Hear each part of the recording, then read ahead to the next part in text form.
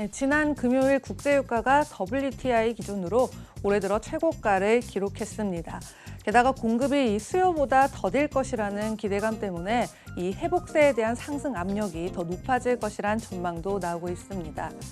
그동안 이 원유 수요에 있어서 모두 미국에 이어서 중국을 주목해 왔지만요. 오늘은 원유 수요 성장의 또 다른 핵심 동력이죠.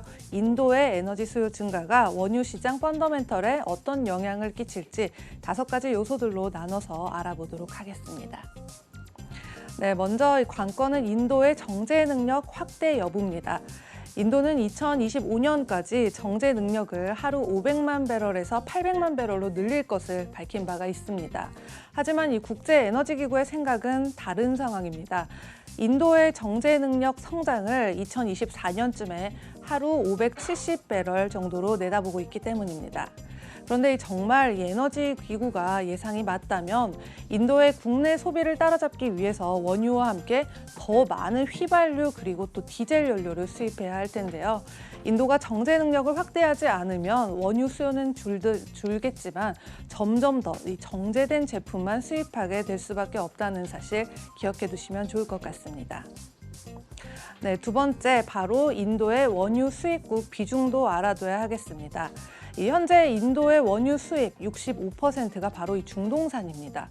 그래서 이 지정학적으로 중동 지역에 약할 수밖에 없는데요.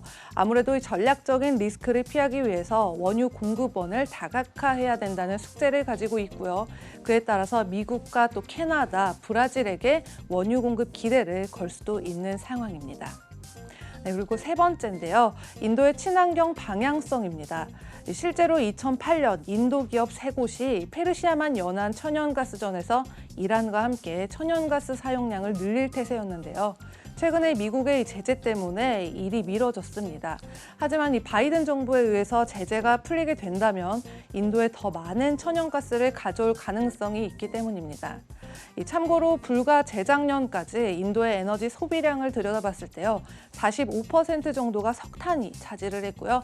나머지 25%는 석유, 그리고 나머지 20%는 바이오매스, 또 목재료와 배설물 원료 등이 차지를 했고요.